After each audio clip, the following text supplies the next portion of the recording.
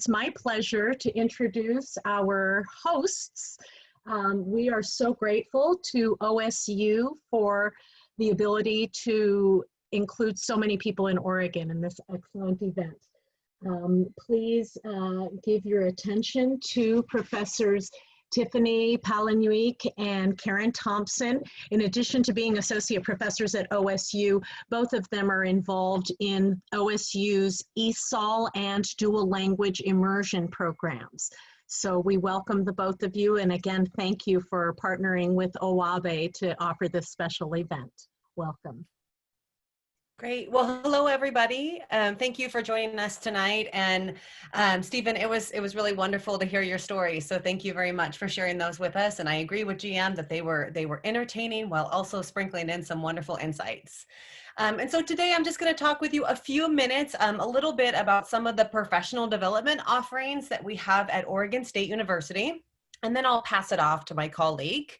And so at Oregon State in our College of Education, we offer two fully online programs that I would like to share with you about real quick. One is the ESOL Endorsement, and we also offer a dual language specialization. So one question that we often receive is, what's the difference between a dual language specialization and the ESOL Endorsement? Actually, if need be, I can go ahead and share the slides so that they're a little bit bigger, because that might be a little hard to read. Give me one moment.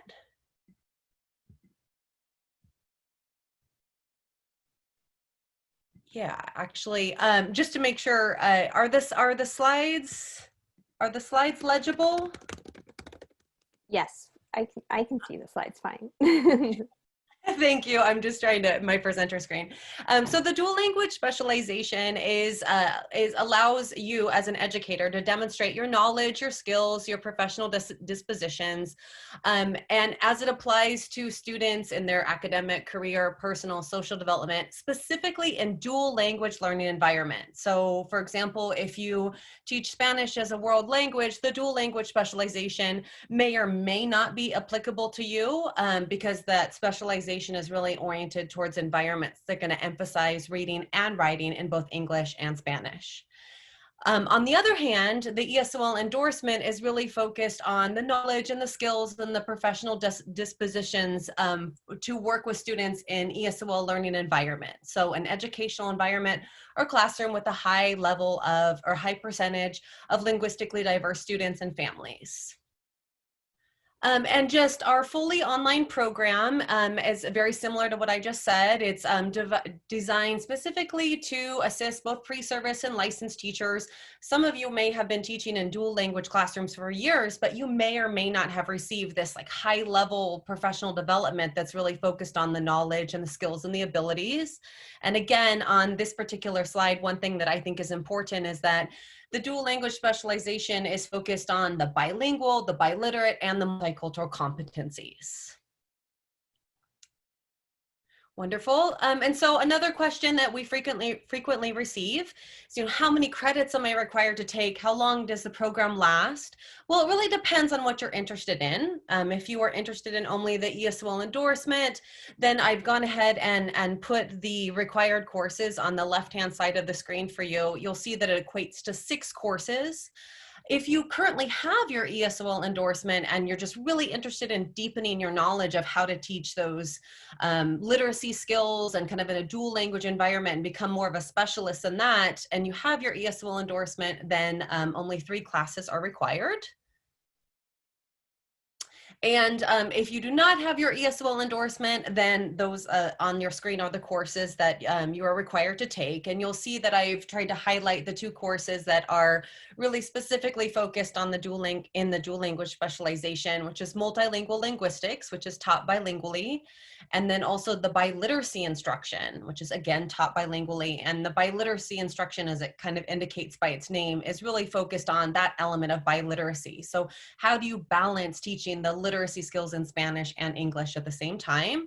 And then the program is actually capped off by a dual language internship. And you can actually do that in your current classroom if you are a dual language teacher. And one other class that we have is if it's been a while since you've taken your ESL endorsement classes and you're really thinking to yourself like, wow, I'd really like kind of a refresher and I'd like to kind of catch up and to see what's going on in the field, wanted to share that we do have a class called Changes in ESL Education, which is a class that really focuses on the intersection of theory, policy, and instruction. It's application based, and a lot of the projects draw upon your knowledge of language development and content area development simultaneously. It's really designed for educators who earn their ESL endorsement 5 years or prior to really focus on some of the changes that have occurred in Oregon. And it is offered in summer term. So it is too late for this summer, but obviously next summer we'll still offer it, and I'd love to share more about it with you if you're interested. And just to make sure, if you're interested in the dual language specialization and you're really not knowing where to start and what to look, so obviously we have a fully online program, which is usually very convenient for a lot of licensed teachers, especially if you have other things going on in your life.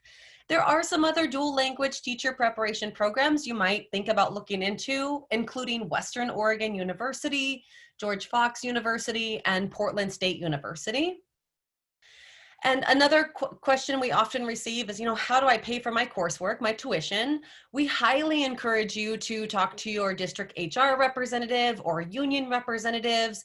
Many times districts have tuition reimbursement options, and we definitely make sure we recommend that you inform yourself on those options to see what would work for you. Our program doesn't follow a super strict timeline for when you have to take certain courses, which many times makes it compatible with different districts' tuition reimbursement programs.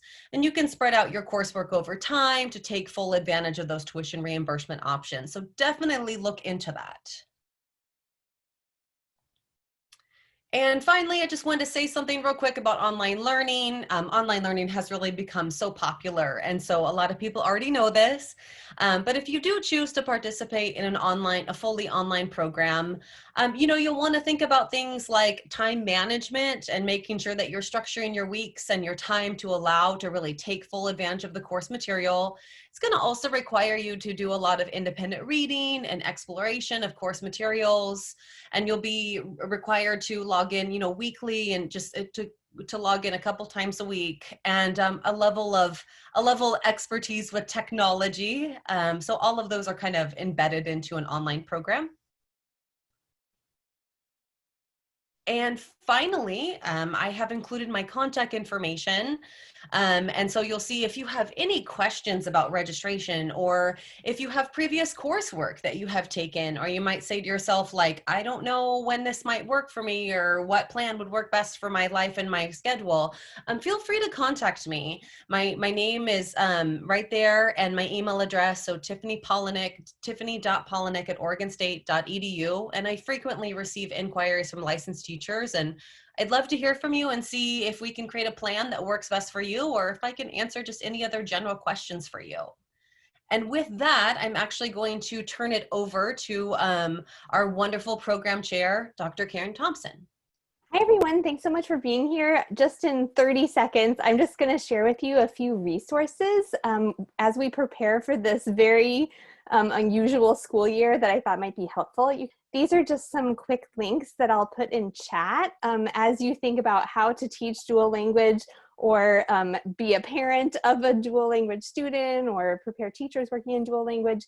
You might be interested in a Facebook group about dual language online learning, a forum on Slack for virtual learning for students classified as ELs, and then the federal level, NCELA, the National Clearinghouse for English Language Acquisition, has been having some webinars specifically about distance learning for multilingual students. So check them out. And one more slide with an upcoming webinar that TESOL is hosting, Do Black Lives Matter in Bilingual Education, with some wonderful presenters that you might be interested in. That's happening on August 24th. So just wanted to let you know about that.